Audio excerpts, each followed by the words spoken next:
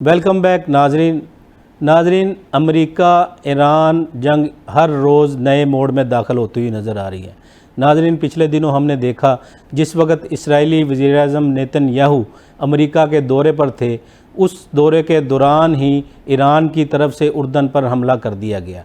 उर्दन की बेस पर हमले के बाद जो 3 से 4 दिन का सीज़ फायर था, जो अमेरिकन सदर डोनाल्ड ट्रंप की तरफ से अनाउंस किया गया था, उन्होंने भी ये वाज़ेह तौर पर बयान दिया कि उर्दन के हमले के जवाब में हम जो ईरान के ऊपर दोबारा हमले शुरू करेंगे। उसकी डेवलपमेंट की नज़र में हमने ये कल देखा कि अमेरिका की तरफ से जो किशम आइलैंड है, वहाँ की जो सिविल आबादी है, जो सिविल इंफ्रास्ट्रक्चर है, उसके ऊपर अमेरिका की तरफ से बमबारी की गई। उस बमबारी की वजह से वहाँ के जो सिविल लोगों की हलाकत हुई, वो भी आप प्रेस टीवी और जो वहाँ की तस्नीम न्यूज़ एजेंसी है उस पर आप देख सकते हैं। इसके साथ साथ एक और बहुत बड़ी डेवलपमेंट थी जो लोगों को बड़ा हैरान हुए, जिसके ज़रिए हमने ये देखा अमेरिका और सऊदीया ने मिलकर इराक़ पर हमला कर दिया।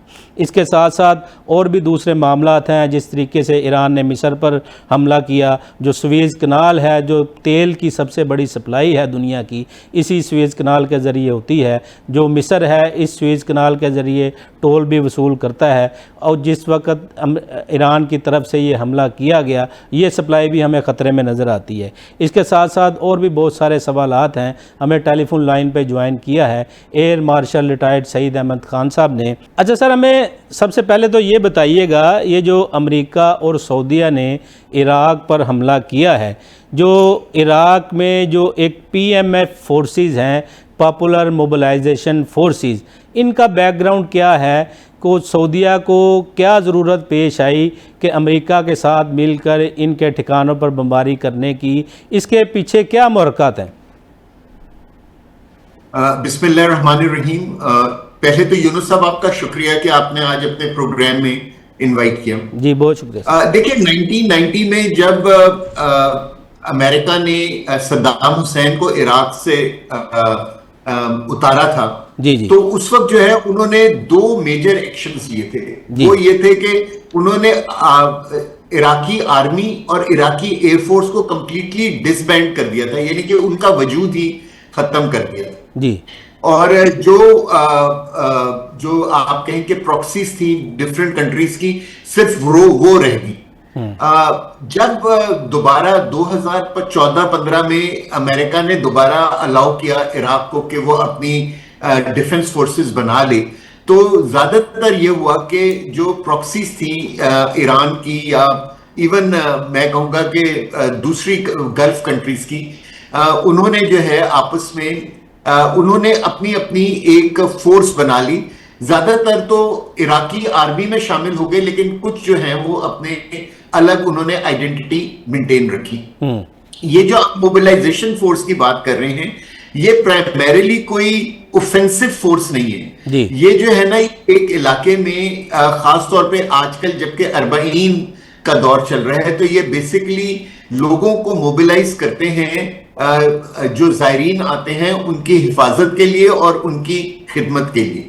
सो ये एक आप कहें कि एक पॉलिटिकल एलिमेंट है, जिसकी कुछ ताकत जो है ना, आप कहें कि मिलिट्री ताकत भी है जी। सो जो सऊदी अरेबिया के ऊपर पिछले 2-3 हफ्तों से अटैक हो रहे थे, हम सब ये समझ रहे थे कि वो अटैक्स साउथ की तरफ से, यानी कि हुतीस की तरफ से हो रहे हैं जी। लेकिन सऊदी अरेबिया ने उनको ट्रैक करके ये देखा कि ये अटैक्स उनके पास इराक की तरफ से आ रहे हैं, तो उन्होंने दोनों ने मिलके अमेरिका ने और सऊदी अरेबिया ने मिलके इस मोबिलाइजेशन फोर्स पर और तकरीबन 7 प्रोविंसेस में 7 से 8 जगहों के ऊपर अटैक किया। मेरे ख्याल में यूनुस साहब, ये बहुत एक अनफॉर्चुनेट डेवलपमेंट थी। अमेरिका तो बहुत खुश था कि उसने एक ऐसे मुल्क को, जिसने अभी तक पूरे कॉन्फ्लिक्ट के अंदर बहुत रेस्ट्रेंट और मैच्योरिटी शो की थी, उसको अपने साथ मिला लिया। लेकिन जो मैं कहूंगा कि इस्लामी दुनिया के लिए और मुस्लिम इत्तफाक के लिए it was not a good thing to happen. अच्छा सही साहब, थोड़ा सा हमें यह भी बताइएगा ये जो ईरानी मिलिशिया समझी जाती हैं उसमें एक ग्रुप है अल साहिब अल हक और दूसरा ग्रुप है कताइब हिजबुल्लाह। इन दोनों के बारे में ये कहा जाता है कि ये ईरान का जो बुनियादी स्ट्रक्चर है, जो IRGC का उनका एक स्ट्रक्चर है, उनके अंदर भी इनकी कोई जड़ें पाई जाती हैं। तो क्या आप ये समझते हैं कि जिस तरह से लोग अब ये कह रहे हैं, ये जो मलेशिया थी, जो ईरान की जो प्रॉक्सीज थी, ये इनको ख़त्म करना सऊदीया के लिए बहुत ज़रूरी था? देखिए, मैं उस इलाके में सफीर रह चुका हूं सीरिया में 2 साल के लिए, और मैं उस इलाके की डायनेमिक्स को बहुत अच्छे तरीके से समझता हूं। देखिए, इस पूरे इलाके में ना 2 मुहाजिर कौमें बसी हुई हैं, एक है पैलेस्टीनियन और दूसरे हैं कुर्द, ठीक है ना।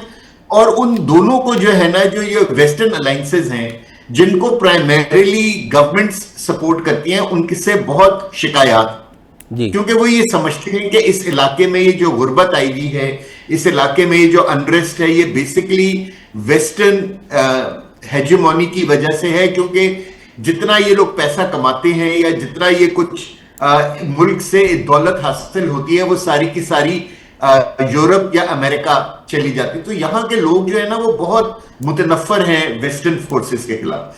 अब वो जो वेस्टर्न फोर्सेस को जो थोड़ी बहुत मिलिट्री ऑपोजिशन देते हैं, वो ये ग्रुप्स देते हैं, और इन ग्रुप्स की ना पॉलिटिकल हैसियत भी है और एक मिलिट्री हैसियत भी है। और लेकिन मिलिट्री हैसियत इतनी नहीं है कि वो क्या कहते हैं कि या तो हुकूमत का तख्ता उलट दे, या क्या कहते हैं अमेरिका को कोई बहुत बड़ा नुकसान पहुंचा सके।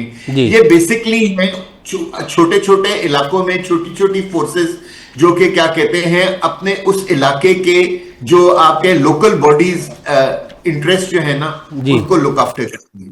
सो मेरे ख्याल में कि यस, अच्छा, अब इनको ना किसी भी ऑर्गेनाइजेशन को रहने के लिए उसको जो है ना फंड्स चाहिए होते हैं, और ईरान जो है उनको ये फंड्स प्रोवाइड करता है। इनको ही नहीं, हिजबुल्लाह को, हमास को, सबको, हुतीस को ईरान फंड्स इस्तेमाल करते हैं।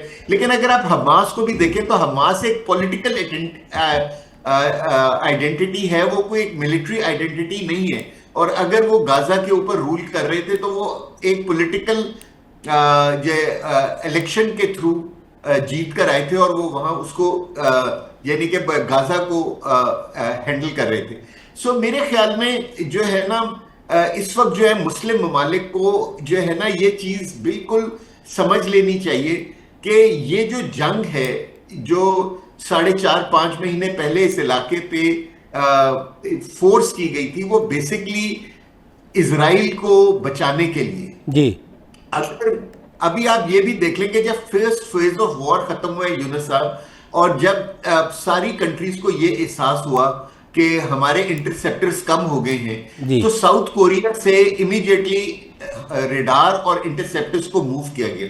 लेकिन वो सारी के सारी जो इंटरसेप्टर्स थे वो इजराइल पहुंचा दिए, बिल्कुल, और गल्फ कंट्रीज को कोई नहीं दिए गए। और इसी वजह से आप देखें कि आपने पिछले 2-3 हफ्तों में कुवैत, बहरीन और खासतौर पे जॉर्डन में बहुत ज्यादा तबाही देखी होगी, और उसकी बेसिक वजह यही है कि अब उन इंटरसेप्टर्स खत्म होते चले जा रहे हैं। अच्छा, ए मार्शल साहब, नोट किया होगा कि सऊदी अरेबिया ने एक मिलिट्री डील की है अमेरिका के साथ, बिल्कुल की, ठीक है ना, जो, और वो जो है ना, वो जो मिलिट्री डील है उसके अंदर जो सबसे बड़ा चंक पैसे का है, वो उस तरफ जा रहे हैं कि जिस तरह हम बॉम्ब्स के ऊपर स्पेशल किट्स लगा के उनको एक डमी बॉम्ब से एक बहुत ही सोफिस्टिकेटेड गाइडेड वेपन बना देते हैं, इसी तरह ये रॉकेट्स जो है, जो नॉर्मल रॉकेट्स है, उनके ऊपर ये किट्स लगेंगी और वो इंटरसेप्टर्स की जगह लेंगी। अच्छा, एयर मार्शल साहब, आपकी बात करती है, थोड़ा सा हमें ये बताइएगा, आज हमारे जो DG-ISPR हैं,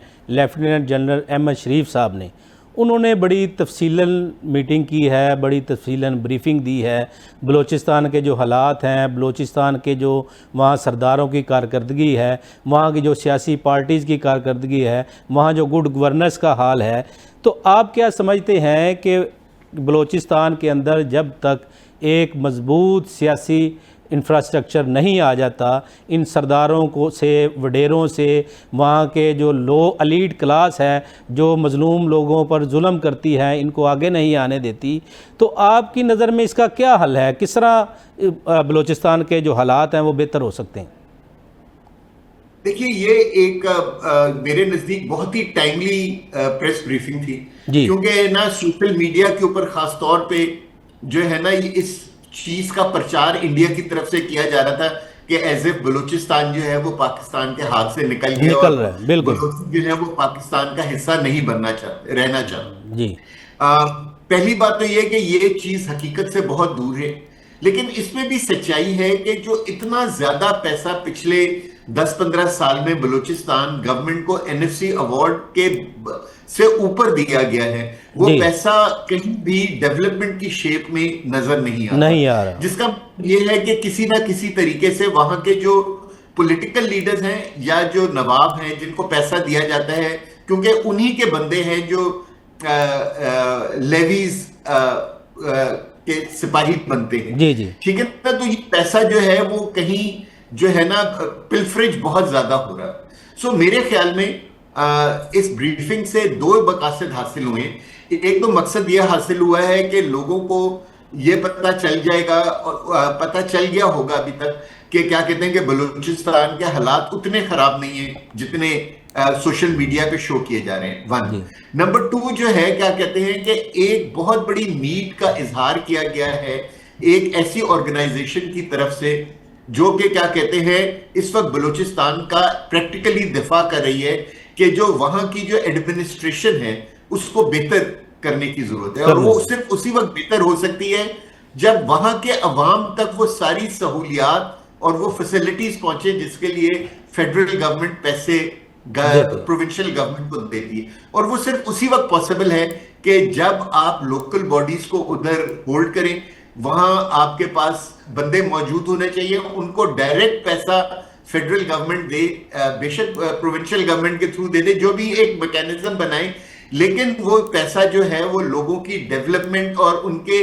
लोकल मसाइल को हल करने के लिए होना चाहिए, ताकि उनको ये एहसास हो कि पाकिस्तान के अंदर रह के हम एक अच्छी जिंदगी गुजार रहे हैं, हमारी जिंदगी दिन ब दिन बेहतर हो रही है। सो मेरे ख्याल में हमें अपने इंटरनली बहुत कुछ करने की जरूरत है, खासतौर पे बलूचिस्तान में और केपीके में, और हमें चाहिए कि हम इंटरनल स्टेबिलिटी लेकर आए, लोगों को अपने साथ मिलाएं, फिर ही ये जो जंग है जो हम ऑपरेशन शाबान कर रहे हैं या एक जो दूसरा ऑपरेशन हो रहा है वही सिर्फ उस वक्त सक्सेसफुल हो सकता है जब वहां के लोग जो हैं वो फौज के साथ हों, इन टेररिस्ट के साथ ना हो। अच्छा एयर मार्शल साहब, इसके साथ साथ हम जो एक नेक्सस हमें नज़र आता है अफ़गानिस्तान का, इसराइल का, इंडिया का, इसके साथ साथ हमें इसके साथ कुछ और ममालिक भी शामिल नज़र आते हैं।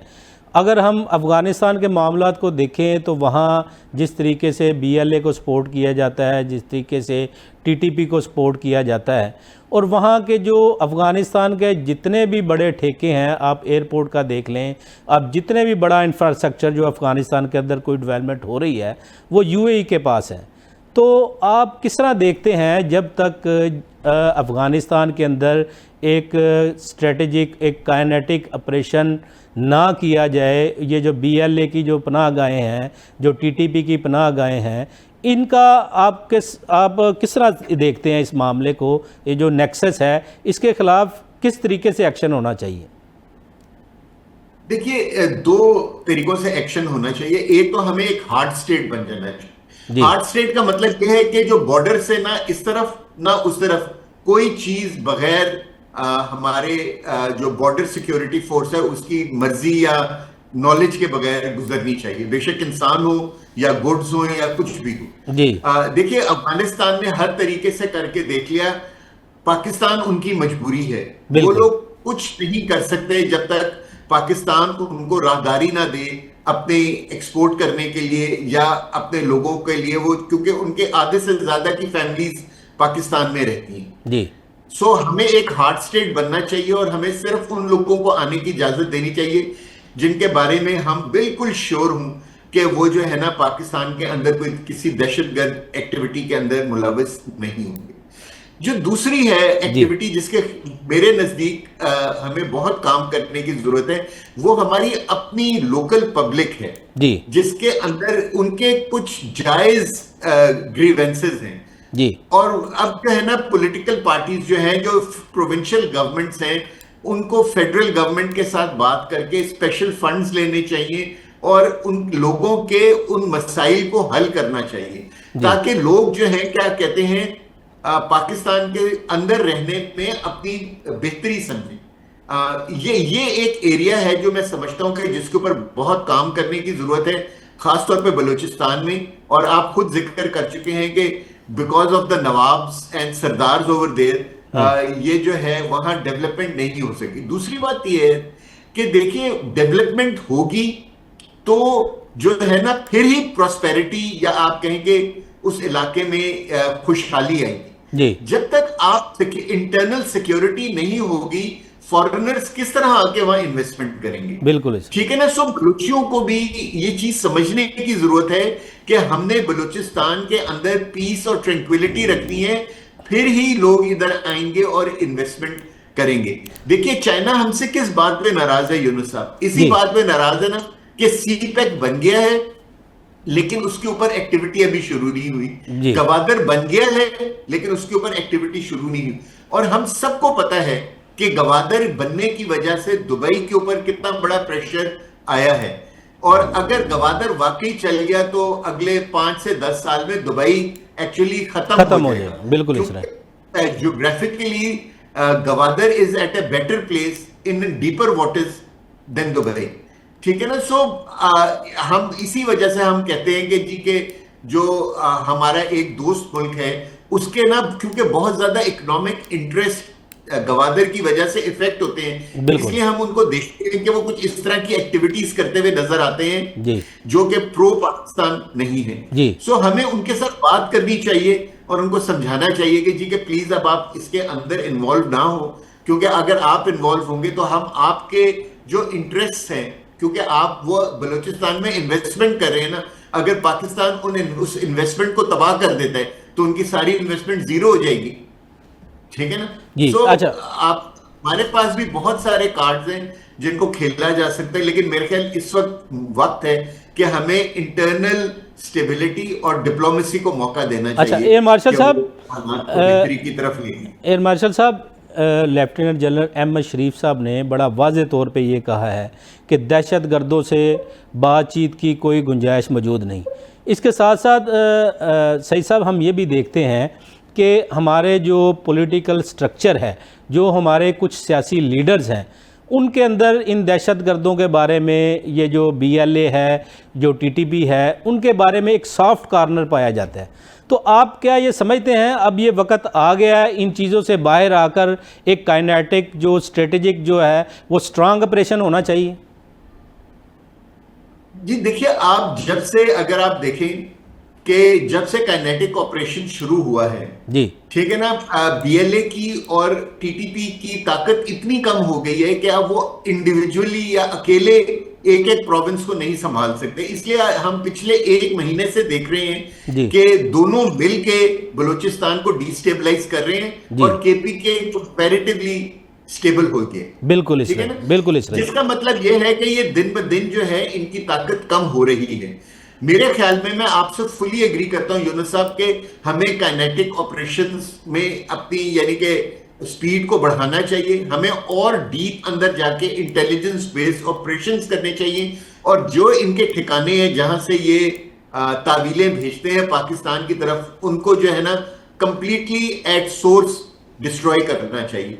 और ये जो है ना ये एक बहुत स्ट्रॉन्ग मैसेज अफगान गवर्नमेंट को भी जा रहे हैं और वो सारी ताकतें जो कि अफगान गवर्नमेंट को सपोर्ट कर रही हैं कि इस वक्त पाकिस्तान जो है ना वो बहुत फोकस्ड है इन दोनों एंटिटीज को खत्म करने के लिए। और इसीलिए आप देखें कि जब इनकी ताकत खत्म हुई तो यूनुस साहब आजाद कश्मीर में TTK की बुनियाद रख दी गई। आज तक किसी तहरीक तालिबान कश्मीर का नाम नहीं सुना था, आप पिछले 1 हफ्ते से हम उसका नाम भी सुन रहे हैं जी।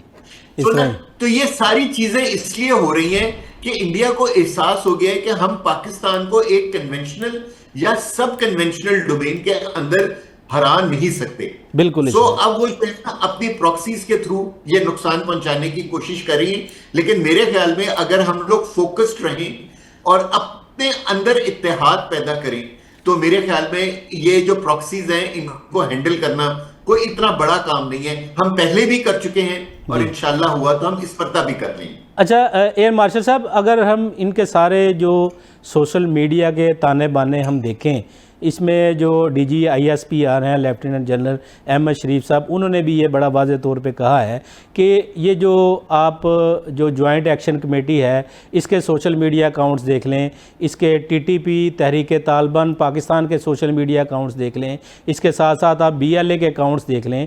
अगर इन सोशल मीडिया अकाउंट्स की आप जाके डीपली जाके बैकग्राउंड देखें तो वो आपको इंडिया से ऑपरेट होते हुए नज़र आ रहे हैं। तो ये क्या चीज़ें, जो लोग वहाँ मुहिब्बे वतन पाकिस्तानी हैं, जो लोग हैं, क्या ये चीज़ें उनको नज़र नहीं आती कि ये सारा जो जॉइंट एक्शन कमेटी का, TTP का, इसके साथ साथ जो BLA का, ये सारा एक नेटवर्क एक ही नज़र आ रहा है? देखिए, सोशल मीडिया का यही तो कमाल है यूनुस साहब जी, कि वो 10 लोगों को इतना बड़ा बना के दिखला सकता है कि आपको लगेगा कि एज ए पूरा कश्मीर जो है ना वो उठ खड़ा हुआ है। बिल्कुल इस तरह। मेरे ख्याल में जो ये जॉइंट एक्शन कमेटी है, इसकी तादाद 1.5 से 2,000 से ज्यादा की नहीं है जी। और इवन जो वो जलसे जुलूस नजर आते हैं, मेरे ख्याल उसमें यही एक तादाद है जो नजर आ रही है जी। देखिए, जो मेरे नजदीक सबसे पहले तो जो आजाद कश्मीर की प्रोविंशियल गवर्नमेंट थी, उनको चाहिए था कि नेगोशिएशंस करके मामले को इस हद तक आने ही ना देते। लेकिन अनफॉर्चुनेटली क्योंकि फॉरेन फंडिंग हो रही थी तो मामलात यहां तक पहुंच गए। मेरे ख्याल में जो आजाद कश्मीर के 25 लाख कश्मीरी हैं, उनमें इतनी अकल है कि वो ये समझते हैं कि ये जो जॉइंट एक्शन कमेटी है ये कश्मीरियों के इंटरेस्ट को नहीं डिफेंड कर रही, बल्कि ये एक्चुअली इंडिया के इंटरेस्ट को बढ़ावा दे रही है। इसलिए देखें, क्योंकि जो हकाइक है ना वो सच्चाई सामने लेकर आ जाते हैं। ये किस जगह हुआ है? हम बांग्लादेश को देखते हैं, हम अभी इंडिया में देखते हैं। आपने कभी प्रोटेस्टर्स को M4 राइफल्स के साथ देखा? आपने कभी प्रोटेस्टर्स को बंकर्स से फायरिंग करते हुए देखा? आपने कभी पुलिस के जो जवान हैं उनको मरते हुए देखा? सो मेरे ख्याल में ये जो एक जॉइंट एक्शन कमेटी है ये जानबूझ के कश्मीर के अंदर। बहुत शुक्रिया एयर मार्शल साहब आपका, आपने जिस तरीके से बड़ी तफसीलन जो है ना हमें आगाह किया, जिस तरीके से जॉइंट एक्शन कमेटी, BLA और TTP के ताने बाने सोशल मीडिया अकाउंट्स इंडिया से ऑपरेट हो रहे हैं, जिस तरीके से आज लेफ्टिनेंट जनरल अहमद शरीफ साहब ने बताया 40,000 के करीब ऑपरेशन किए जा चुके हैं, जिस तरीके से उन्होंने बड़ा ये वाज़े तौर पे बताया कि 2023 से अब जो 2026 में सिचुएशन है बिल्कुल मुख्तलिफ नज़र आ रही है। पहले TTP और BLA लहदा कार्रवाइयाँ करती थी, अब पाकिस्तान के काइनेटिक ऑपरेशन की वजह से TTP और BLA हमें इकट्ठी कार्रवाइयाँ करती हुई नज़र आ रही हैं। इंशाल्लाह आने वाले दिनों में इनकी मज़ीद कमर टूटेगी और इन पाकिस्तान की फ़ौज, पाकिस्तान की हुकूमत, पाकिस्तान के लोग इन BLA के ख़िलाफ़, TTP के ख़िलाफ़ और जॉइंट एक्शन कमेटी जिसके ताने बाने इंडिया से मिल रहे हैं, इनके ख़िलाफ़ मज़ीद कामयाबी समेटेंगे। नाज़रीन, मुझे दीजिए इजाज़त, अगले प्रोग्राम में एक नए मौजू के साथ फिर मुलाकात होगी। पाकिस्तान जिंदाबाद।